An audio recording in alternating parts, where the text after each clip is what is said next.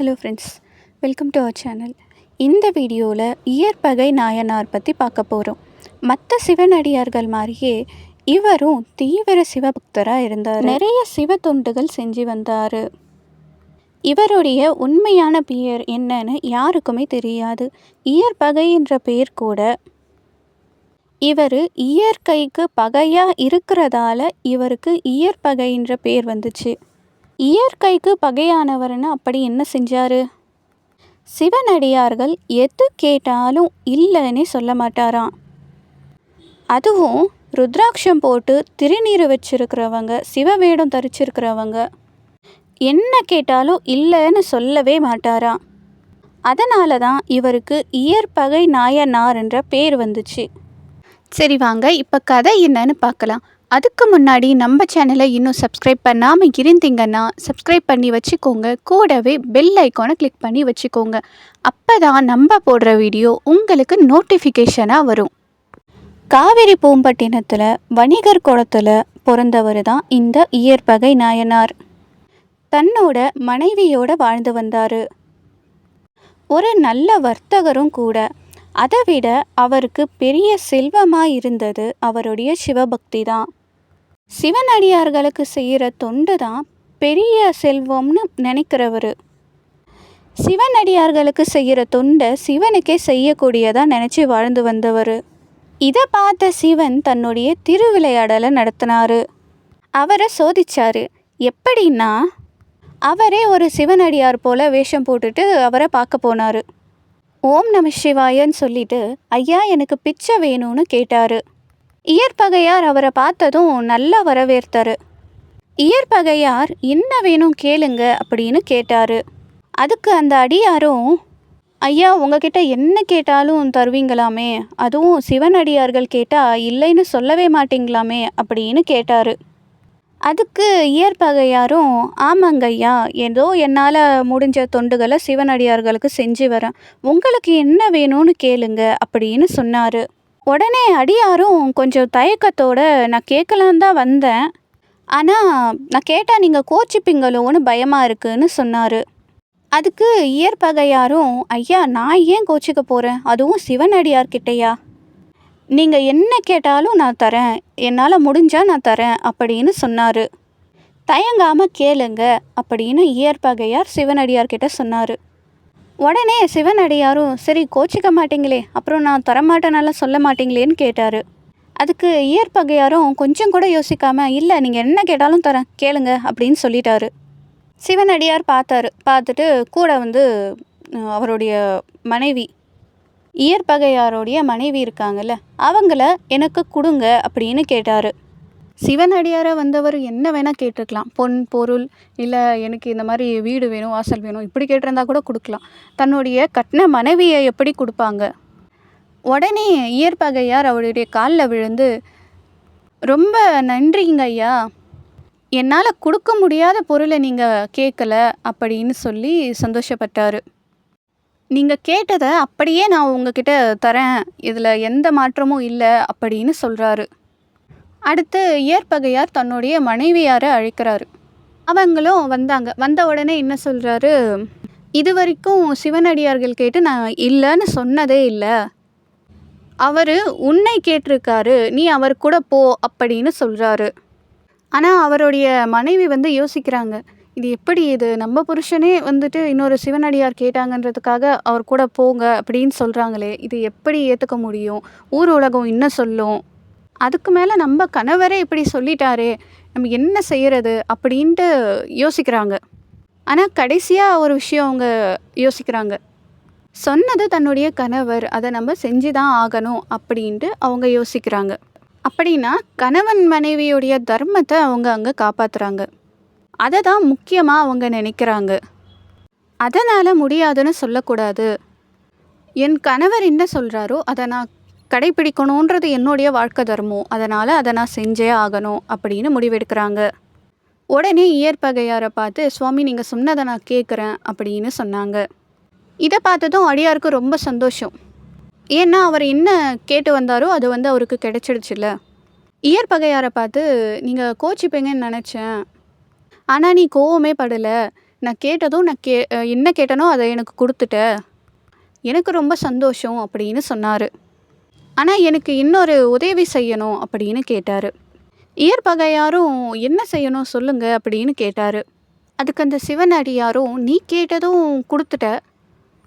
ஆனால் இவங்களுடைய சொந்தம் பந்தம் தெரிஞ்சவங்க இவங்க எல்லாம் என் கூட சண்டைக்கு வந்தாங்கன்னா நான் என்ன செய்யறது? அவங்க கூட சண்டை போடுற அளவுக்கெல்லாம் என் உடம்புல தெம்பில்லை அப்படின்னு சொன்னார். அதனால இந்த ஊர் எல்லையை தாண்டுற வரைக்கும் நீ எங்கள் கூடயே வந்து வழி அனுப்பி வச்சுட்டு வா அப்படின்னு கேட்குறாரு. ஏற்கனவே தன்னுடைய மனைவியாரை கொடுத்துருக்காரு. இதில் ஊர் எல்லை வரைக்கும் வழி அமைச்சிட்டு வரணும் அப்படின்னு சொன்னால் அவருக்கு எப்படி இருக்கும் சொல்லுங்க. ஆனால் அவர் கொஞ்சம் கூட யோசிக்கலை. சரி வாங்க அப்படின்னு கூட்டிகிட்டும் போகிறாரு. சரி இப்படி 3 பேரும் நடந்து போகிறப்ப எல்லாம் பார்க்குறாங்க. முன்னாடி வந்துட்டு இயற்பகையார் போகிறாரு, பின்னாடி சிவனடியார் பின்னாடி வந்து இயற்பகையாருடைய மனைவியார் போகிறாங்க. இதை பார்த்ததும் இங்கே நடந்த விஷயம் எல்லாருக்கும் தெரிய வருது. இயற்பகையார் வேணால் சரின்னு அனுப்பியிருக்கலாம். ஆனால் அவருடைய சொந்தக்காரங்கெல்லாம் எப்படி ஒத்துப்பாங்க? இப்படி வந்து ஒரு சிவனடியார் கேட்டதும் அனுப்பியிருக்காங்களே அப்படின்னு சொல்கிறப்ப அவங்களுக்கெல்லாம் கோவம் வரும்ல. இயற்பகையார் செய்யக்கூடிய செயல் வந்து ரொம்ப தவறான விஷயம் அப்படின்னு சொல்லிட்டு அவங்க எல்லாம் கோவமாக வராங்க. எந்த ஒரு சிவனடியாரும் இந்த மாதிரி வந்து மனைவியெல்லாம் கொடுங்கன்னு கேட்க மாட்டாங்க. அவர் யாரோ ஏமாற்ற வந்திருக்காரு போல், இயற்பகையாரை வந்து ஏமாற்றி அவருடைய மனைவியாரை கூட்டிகிட்டு போகிறாங்க அப்படின்னு சொந்தக்காரங்க எல்லாம் கோவமாக வராங்க. இதை பார்த்த சிவனடியாரும் ஐயோ என்னை அடிக்க வராங்கன்ற மாதிரி கத்துறாரு. இதை பார்த்த இயற்பகையாருடைய மனைவியார் அவங்க என்ன சொல்கிறாங்க, சுவாமி நீங்கள் பயப்படாதீங்க, இயற்பகை நம்மளை காப்பாற்றும் அப்படின்னு சொல்கிறாங்க. அந்த நேரத்தில் கூட தன்னுடைய கணவருடைய பக்தியை அவ்வளோ நம்புகிறாங்க. இயற்பகையார் என்ன செஞ்சார், உடனே ஒரு வாளை எடுத்து சொந்தம் பந்தம் உற்றார் உறவினர் எத்தையுமே பார்க்கல, எல்லாரையும் கொன்று போட்டார். யாரெல்லாம் எதிர்த்தார்களோ ஒருத்தரை விட்டு வைக்கல, எல்லாரையுமே கொன்னுட்டாரு. எல்லாரையும் கொன்னுட்டு ஊருடைய எல்லைக்கிட்ட வந்துட்டாங்க. வந்ததும் சிவனடியார் சொல்கிறார், அப்பா இப்போ தான் எனக்கு உயிரே வந்துச்சு, என்னை பாதுகாத்து ஊர் எல்லை வரைக்கும் கொண்டு வந்து விட்ட, இறைவனுடைய அருள் உனக்கு முழுமையாக இருக்கட்டும் அப்படின்னு வாழ்த்தினார். கடைசியாக இயற்பகையாரோடைய மனைவி இயற்பகையார்கிட்ட வந்து நான் போயிட்டு வரேன் அப்படின்னு சொல்கிறாங்க. அதுக்கு இயற்பகையாரும் சரின்ற மாதிரி பார்த்துட்டு அங்கேருந்து கிளம்பிட்டாரு. திரும்பி கூட பார்க்கல. இதை பார்த்துட்டு சிவனடியாரும் சரி திரும்பியாச்சும் ஒரு வாட்டி பார்ப்பானா அப்படின்ட்டு அவரை பார்த்துட்டே இருக்கார். கண்ணு கெட்டுற தூரம் வரைக்கும் நடந்தே போயிட்டுருக்காரே தவிர திரும்பி பார்க்கவே இல்லை. இதை பார்த்த சிவபெருமானும் இதுக்கு மேலேயும் இவரை சோதிக்க வேணாமே அப்படின்ட்டு இயற்பகையாரை கூப்பிடுறாரு. இயற்பகையார் இங்கே பாருங்க அப்படின்னு கூப்பிடுறாரு. என்ன அடியார் குரல் போல இருக்கே, என்ன திரும்ப எதனா பிரச்சனை வந்துடுச்சோ அப்படின்ற பயத்தில் இயற்பகையார் இப்படி திரும்பி பார்க்குறாரு. அப்படி திரும்பி பார்த்தா தன்னுடைய மனைவியார் மட்டும்தான் அங்கே நின்றுட்டுருக்காங்க. கூட இருந்த சிவனடியார் காணோம்.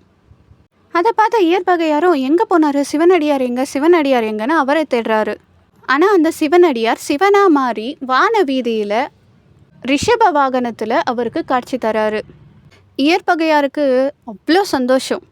என்னுடைய வாழ்நாள் முழுக்க உனக்கு பூஜை பண்ணி தொண்டுகள் செஞ்சு உன்னுடைய நாமத்தை சொல்லி சிவனடியார்களுக்கு என்னால் முடிஞ்ச தொண்டுகளை செஞ்சு வந்து உங்களை பார்க்கக்கூடிய பாக்கியம் யாருக்கு கிடைக்கும்?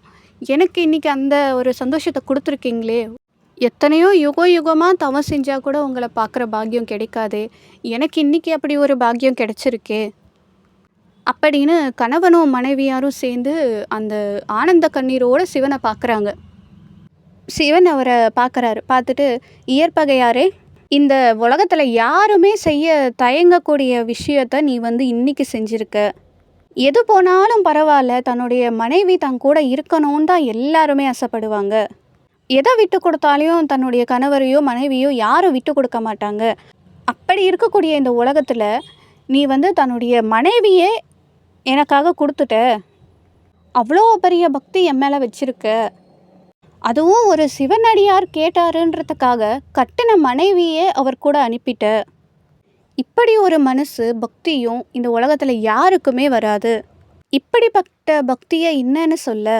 அது மட்டும் இல்லாமல் அந்த சண்டையில் செத்து போனாங்கல்ல தன்னுடைய சொந்தம் பந்தம், அவங்கள எல்லாருக்கும் உயிர் கொடுத்து அவர்களுக்கும் ஆசீர்வாதம் செஞ்சதாக சொல்லப்படுது.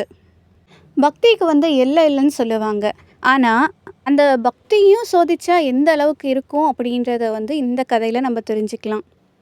நம்ம இப்போ எதனா ஒரு கோயிலுக்கு போகிறோம், அங்கே யாருன்னா ஒரு சிவன் அடியாரோ இல்லை யாரோ ஒருத்தங்க வராங்க, வந்து எனக்கு சாப்பாடு கூட இல்லைம்மா, சாப்பாடு வாங்கி கொடு, இல்லை எதுனா கேட்குறாங்க.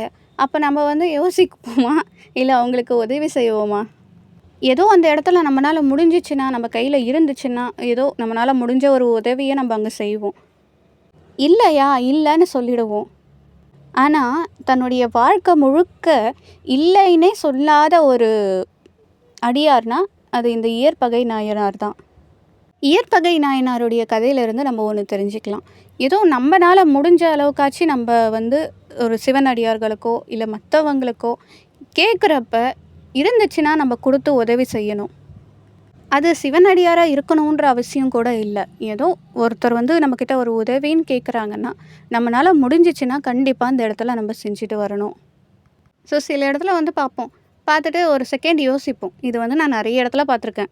வருவாங்க, இல்லைம்மா சாப்பாடல அப்படின்னு சொல்லுவாங்க, இல்லை எதுனா ஒன்று கேட்பாங்க, எனக்கு வந்து எதுனா வாங்கி கொடுங்க, காலையிலேருந்து சாப்பிடல, 2 நாளாக சாப்பிடல இப்படின்னு சொல்கிறாங்க. அந்த இடத்துல நம்மளால் என்ன முடியுமோ அந்த உதவியை செய்கிறோன்னு வச்சுக்கோங்க. இதை சொல்கிறதுக்குனே 4 பேர் சுற்றி இருப்பாங்க. அவங்க வந்து ஏமாற்றிட்டு வாங்கிட்டு போகிறாங்க, நீங்களும் காசை கொடுத்துட்டீங்களே அப்படின்னுவாங்க. ஆனால் எனக்கு எப்போவுமே தோன்ற ஒரு விஷயம் என்ன தெரியுமா, நம்ம கொடுத்த காசை வச்சு எப்படியும் ஒன்று சாப்பிட தான் போகிறாங்க. அது என்ன எப்படின்னா போகட்டும், என்ன அவங்களுக்கு அவங்க லைஃப்க்கு எதுனா ஒரு வகையில் அது வந்து யூஸ்ஃபுல்லாக தானே இருக்கும். இதில் முக்கியமான ஒரு விஷயம் என்ன தெரியுமா, ஒருத்தவங்க கேட்டு நம்ம செய்கிற உதவி வந்து உதவியாக இருக்காதுன்னு சொல்லுவாங்க. அது வந்து தர்மத்தில் வந்து சேராதான். ஏன்னா அது வந்து நிறைய இடத்துல நான் கேள்விப்பட்டிருக்கேன். என்னென்னா, ஒருத்தவங்களுக்கு வந்து அவங்க பசிக்குதுன்னு கேட்கறதுக்கு முன்னாடி நம்ம கொடுக்குற தானம் வேறு, நம்ம கொடுத்துட்டு இப்போ அவங்க கேட்டு நம்ம கொடுத்தோன்னா அது வந்து இந்த என்ன சொல்கிறது, தர்மத்தில் வந்து சேராதுன்னு சொல்லுவாங்க. அதை வந்து கொஞ்சம் கிளியராக புரிஞ்சுக்கணும்.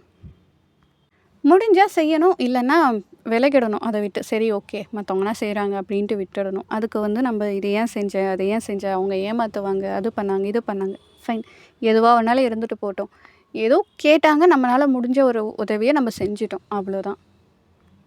இந்த வீடியோவில் இயற்பகை நாயனாருடைய கதை என்ன, வரலாறு என்னன்னு பார்த்தோம். வீடியோ பிடிச்சிருந்தா லைக் பண்ணுங்கள், ஷேர் பண்ணுங்கள், கமெண்ட் பண்ணுங்கள், மறக்காமல் சப்ஸ்கிரைப் பண்ணி வச்சுக்கோங்க.